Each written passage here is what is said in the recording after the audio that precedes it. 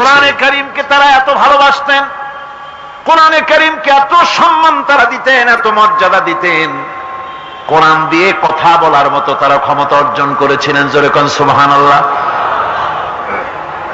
হযরত আব্দুল্লাহ বিন মুবারক রাহমাতুল্লাহ আলাইহি জবরদস্ত মুহাদ্দিস, তার আমলের অনেক বড় আলেম, হজ করতে এসেছেন। হজের কাজ সমাপন করে যখন তিনি রওনা করেছেন, দেখেন কোনো মানুষজন নাই। কাবার চত্বরে একটা মহিলা চাদর মুড়ি দিয়ে শুয়ে আছেন। উনি মনে করলেন বুঝিবা লোকটা মরা, মরা কি জিন্দা বোঝার জন্য কাছে গিয়ে সালাম দিলেন, আসসালামু আলাইকুম। সালামের জবাব ওয়ালাইকুম আসসালাম না হয়ে চাদরের ভিতর থেকে জবাব এলো, সালামুন কাওলাম মির রাব্বির রহিম। পরম করুণাময় পরওয়ারদিগারের পক্ষ থেকে তোমার প্রতি শান্তি কথিত হোক।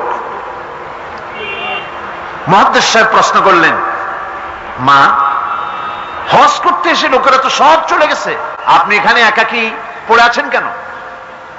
তিনি জবাবে কোরআনে কারীম থেকে বললেন, মাইয়ুদলিলিল্লাহু ফামা লাহু মিন হাদ। আল্লাহ পাক যাকে পথভ্রষ্ট করেন তারে কেউ পথ দেখাইতে পারে না। অর্থাৎ আমি তো হজ করতে আসছিলাম, পথ হারাই ফেলছি, সাথী সঙ্গীরা কে কোথায় চলে গেছে আমি খুঁজে পাই না, এই জন্য মুসিবতে পড়ছি, একাকী পড়ে আছি, এখন আমার উপায়টা কি? মুহাদ্দিস সাহেব বলছেন, মা, একাকিনী এই অবস্থায় কত সময় পড়ে আছেন? তিনি জবাবে কোরআনে কারীমের একটি আয়াত তেলাওয়াত করে জবাব দিলেন, সালাসা লায়ালিন সাবিয়া। 3 রাত পূর্ণ হয়ে গেছে। আরে 3টা রাত আপনার পূর্ণ হয়ে গেল, এখানে আপনার পানাহারের বন্দোবস্ত কি? খাইছেন কি? বুড়ি জবাবে কোরআনে কারীমের আয়াত পেশ করে মুহাদ্দিসের জবাব দিয়ে দিলেন, আল্লাযী হুয়া ইউতঈমুনি ওয়া ইয়াসকিন। ওই মহান আল্লাহ রাব্বুল আলামিন তিনি আমার পানাহারের বন্দোবস্ত করেছেন। মুহাদ্দিস সাহেব বলছেন, মা, আমার কাছে কিছু খাবার আছে, আপনি দয়া করে এই খাবারটুকুন গ্রহণ করুন। বুড়ি তখন কোরআনে কারীমের একটি আয়াত পাঠ করে এই প্রস্তাবকে ডিনাই করলেন। বুড়ি পড়লেন, সুম্মা আতিম্মুস সিয়ামা ইলাল লাইল। তোমাদের রোজাকে সন্ধ্যা পর্যন্ত পূর্ণ করো। এর দ্বারা বুড়ি প্রমাণ করলেন আমি তো রোজা রাখছি, কাজে সন্ধ্যা আসার আগে তো কিছু খাইতে পারবো না। মুহাদ্দিস সাহেব বলছেন, বুড়িমা, এটা যখন রমজান মুবারকের মাস নয়, আপনি বোধহয় নফল রোজায় রেখেছেন, সফরের হালতে ফরজ রোজাও তো ছেড়ে দেওয়া যায়। আপনি কি খাইছেন না খাইছেন, আপনি আমার এই খাবারগুলি খান, রোজা ভাঙলে অসুবিধা হবে না? নফল রোজা ভাঙলে অসুবিধা কি? বুড়ি জবাবে বলছেন, ওয়া আনতা সুমু খায়রুল লাকুম ইন কুনতুম তা'লামুন। যদি তুমি নফল রোজা রাখো তা তো তোমার জন্যই কল্যাণকর, সুতরাং আমি নফল রোজা রাখছি, সেটা আমার জন্য কল্যাণকর, তোমার কথা মতো আমি খাবো নাকি? মুহাদ্দিস সাহেব বলছেন, বুড়িমা, প্রত্যেক কথার জবাব কোরআন দিয়া দেন কেন, কারণটা কি? বুড়ি জবাবে বলছেন, কোরআনের আয়াত পাঠ করে জবাব দিচ্ছেন, মা ইয়ালফিযু মিন কাওলিন ইল্লা লাদাইহি রাকীবুন আতীদ। মানুষ এমন কোন কথা বলে না যে কথা ফেরেশতারা রেকর্ড করে না রাখে, সব কথা রেকর্ড হয়ে যায়। সুতরাং আমি চিন্তা ভাবনা করে বাছাই করে নিলাম, কোরআন দিয়ে কথা বলবো, এই কথাগুলি রেকর্ড হবে, প্রাপ্ত হবেই না, প্রত্যেক অক্ষরে অক্ষরে 10-10 করে নেকি আমলনামায় লেখা হয়ে যাবে। মুহাদ্দিস সাহেব মনে মনে একটু চিন্তা করলেন, এই বেটি হলো বুড়ি, একটা মেয়ে লোক, আর আমি মুহাদ্দিস মানুষ, সে কোরআন শরীফ দিয়ে কথা কইয়া বাহাদুরি দেখায়, আমি তারে মাতৃ জবান দিয়ে কথা বলাবই, এই চিন্তা তিনি করলেন। তিনি তো বড় আলেম ছিলেন, অত্যন্ত বড় আলেম। তার সম্পর্কে তার সাথীরা কবিতা রচনা করেছিলেন। তিনি যখন তার এলাকা ছেড়ে গিয়েছিলেন, তার সাথীরা বলেছেন, ইজা সারা আব্দুল্লাহ মিম্মার উলাইলাতান, ইজা সারা আব্দুল্লাহ মিম্মার উলাইলাতান সারা আনহা নূরুহা ওয়া জামালুহা। আব্দুল্লাহ যখন আমাদের এলাকা ছেড়ে গেল, তখন এলাকার সৌন্দর্য গেল, নূর গেল, আলো গেল, সব হারায় ফেললাম, যেহেতু তিনি সাহিবি ইলম ছিলেন। তারা বলল, ইযা যুকিরাল আখিয়ারু ফি বালদাতিন ফাহুম আনজুমুন ওয়া আনতা হিলালুহা।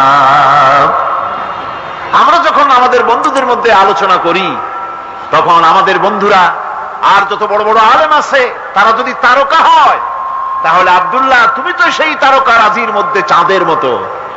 এরকম বড় আলেম ছিলেন হযরত আব্দুল্লাহ বিন মুবারক। তিনি চিন্তা করলেন, এই বুড়ি দেখি তারে দিয়া তার মাতৃজবনে কথা কওয়া যায় নাকি। তিনি জিজ্ঞেস করলেন, আচ্ছা বুড়িমা, বাড়ি কই? ওনার চিন্তা, বাড়ি ওই কোরআন শরীফের মধ্যে তো খাগড়াছড়ি ফটিকছড়ি নাই, গ্রামের নাম তো নাই, ধরা যায় নাকি। তিনি যখন বাড়ির প্রশ্ন করলেন, বুড়ি তখন কোরআনে কারীমের আয়াত তেলাওয়াত করে বাড়ির জবাব দিয়ে দিলেন, সুবহানাল্লাযী আসরা বিআবদিহি লাইলাম মিনাল মাসজিদিল হারাম ইলাল মাসজিদিল আকসা। পবিত্র মহান সত্তা, দোষ ত্রুটি অক্ষমতা দুর্বলতা থেকে মুক্ত সেই মহান সত্তা, যিনি তার বান্দাকে ইসলাহ করিয়েছেন মসজিদে হারাম থেকে মসজিদে আকসা পর্যন্ত। এর দ্বারা তিনি প্রমাণ করতে চাইলেন, মসজিদে হারামে আসছি হজ করতে, আর মসজিদে আকসার কাছে আমার বাড়ি। মুহাদ্দিস সাহেব না পেরে তিনি তখন চিন্তা করলেন, এমন বিদুষী মহিলা একা একে ফেলে যাওয়া কিছুতেই বুদ্ধিমানের কাম না। তিনি বললেন, মা, আমার কাছে একটা উট আছে, আপনি যদি রাজি হন উটের পৃষ্ঠে সওয়ার করে আপনার গন্তব্যে পৌঁছায় দেই। বুড়ি তখন কোরআনে কারীমের একটি আয়াত পাঠ করে সম্মতি প্রদান করলেন। তিনি পড়লেন, ওয়া ইন তাফআলু মিন খায়রিন ইয়ালামুহুল্লাহ। যদি তুমি কোনো ভালো কাজ করো, অবশ্যই আল্লাহ তা জানবেন এবং এর জন্য উত্তম ভাবে আল্লাহ পাক তোমাকে পুরস্কৃত করবেন। তার মানে হলো, পথ হারা মানুষকে পথ দেখানো নিশ্চয়ই ভালো কাজ। তুমি একটা ভালো প্রস্তাব করছো। মুহাদ্দিস সাহেব বললেন, মা, আমার এই উটের উপরে আপনি আরোহণ করুন। বুড়ি উটের উপরে আরোহণ করতে যাচ্ছেন, হঠাৎ লক্ষ্য করে দেখছেন মুহাদ্দিস সাহেব তার দিকে তাকায় আছেন। বুড়ি তখন কোরআনে কারীমের একটি আয়াত তেলাওয়াত করলেন, কুল লিল মুমিনিনা ইয়াগুদ্দু মিন আবসারিহিম। নবী, মুমিন মানুষদেরকে, মুমিন বান্দাদেরকে বলুন, তারা যেন তাদের চক্ষুকে পরনারী থেকে নিম্নগামী করে। বুড়ি এই আয়াত দ্বারা বলতে চাইলেন, মুহাদ্দিস সাহেব, আমি বুড়ি মানুষ, উঠে সাওয়ার হতে গিয়ে না জানি বেসতর্ক হয়ে যেতে পারি, চক্ষুকে নিম্নগামী করেন। সুবহানাল্লাহ। উটের রশি টেনে টেনে যখন তারা পৌঁছে গেলেন, তিনি জিজ্ঞেস করলেন, আপনার কি কোনো ছেলে মেয়ে আছে নাকি? বুড়ি জবাবে বললেন, আল মালু ওয়াল বানুনা জিনাতুল হায়াতুদ দুনিয়া। মাল এবং সন্তান সন্ততি এগুলি হচ্ছে দুনিয়ার সুখ সৌন্দর্য, আল্লাহ পাক, এটা আল্লাহর নিয়ামত। তার মানে নিয়ামত থেকে আল্লাহ আমাকে বঞ্চিত করেন নাই, ছেলে মেয়ে আছে। মুহাদ্দিস সাহেব প্রশ্ন করলেন, ছেলে মেয়ে যদি থাকে তাহলে তাদের নাম কি? আটকাবার আটটা বুদ্ধি, যেহেতু সব নাম তো কোরআন শরীফে নাই। বুড়ি সে কাম আগেই সেরে রেখেছে। বুড়ি কোরআনে কারীমের আয়াত পাঠ করে ছেলেদের নাম বলে দিলেন, ইয়া ইয়াহইয়া খুযিল কিতাবা বিকুওয়া وكلم الله موسى تكليما واتخذ الله إبراهيم خليلا। যথাক্রমে তিনটি আয়াত তেলাওয়াত করে তিনটা নাম বললেন, ইয়াহিয়া, ইব্রাহিম, মুসা, আমার ছেলে। সুবহানাল্লাহ ওয়া বিহামদিহি। আরে কপাল পোড়া মুসলমান! এই মুসলমানেরা এখনকার যুগে ছেলেদের নাম রাখে বল্টু, শান্টু, তারপরে বাংলা আর আরবি মিশাইয়া শুভ রহমান, কৌশিক আহমদ, সাগর হোসেন, বাতাস খাতুন, অক্সিজেন বেগম। কি যে আশ্চর্য নাম শুরু হয়ে গেছে। আমার বন্ধুগণ, নাম রাখবেন, সন্তান হলে পরে মা বাপের উপরে হক যেন সন্তানদের ভালো ভালো নাম রাখে। এটা মা বাপের হক, ওয়াজিব, ভালো নাম রাখা। এবার বুড়ি বাড়ি পৌঁছে গেলেন, ছেলেরা সব দৌড়ে এলো। মুহাদ্দিস সাহেব আর কথা বলার সাহস পেলেন না, চুপ করে খাড়া হয়ে আছেন।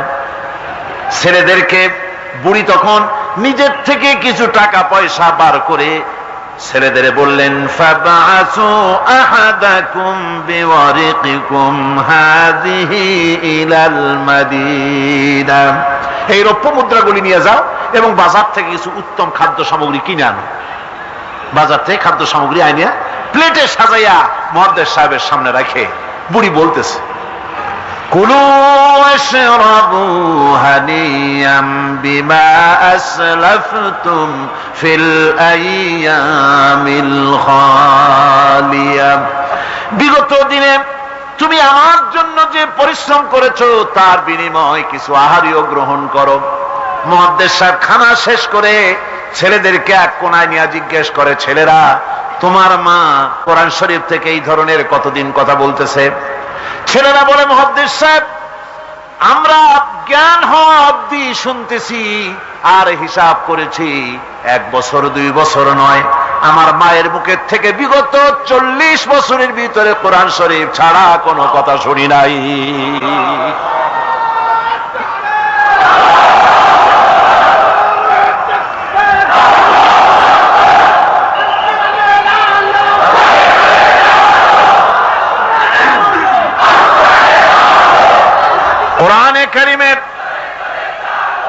কোরআনে কারীমের প্রতি মানুষের, তৎকালীন যুগের মানুষের এই মহব্বত ছিল, এই ভালোবাসা ছিল, এই আকর্ষণ ছিল। কোরআনের প্রতি আকর্ষণ হারায় জাতির কপাল পুড়েছে। গানের প্রতি আকর্ষণ বেড়েছে, কোরআনের প্রতি আকর্ষণ নষ্ট হয়েছে। আজকের উপস্থিত জনতার কাছে আলেম ওলামা সহ শিক্ষিত ব্যক্তিবর্গ, নারী পুরুষ যারা এখানে এসেছেন, সকলের কাছে বিনীত ভাবে আরজ করছি, কোরআন পড়ুন, কোরআন পড়ুন। কোরআনের মতো নিয়ামত আর নাই। বেশি করে তেলাওয়াত করুন। ফজরের পরে পাইকারি দরে ঘুমাবেন না। ফজরের নামাজের পর তেলাওয়াত করার অভ্যাস করুন। কোরআন শরীফকে তেলাওয়াত করুন ফজরের নামাজের পর। তাহাজ্জুদের অভ্যাস করুন, তাহাজ্জুদের নামাজ পড়ে কোরআন শরীফ তেলাওয়াত করেন। কোরআন তেলাওয়াত করার মানে হলো আল্লাহ রাব্বুল আলামিনের সঙ্গে কথা বলা। সুবহানাল্লাহ। কোরআন তেলাওয়াত মানে হলো আল্লাহর সঙ্গে কথা বলা, আর হাদিস পড়ার অর্থ হলো নবীজির সঙ্গে কথা বলা। এত বড় নিয়ামত আল্লাহ আমাদের দিলেন, কপাল পড়া জাতি সেই নিয়ামতকে ভুলে গেছে। কোরআন শরীফ পড়ুন, কোরআন বুঝুন, কোরআন আমল করুন। আল্লাহ রাব্বুল আলামিন ভাগ্য খুলে দেবে, ভাগ্য খুলে দেবেন। দেশে শান্তি আসবে, বরকত আসবে, রহমত আসবে। এই শান্তি, রহমত, বরকত যদি লাভ করতে চায়, কোরআনের কোনো বিকল্প নাই।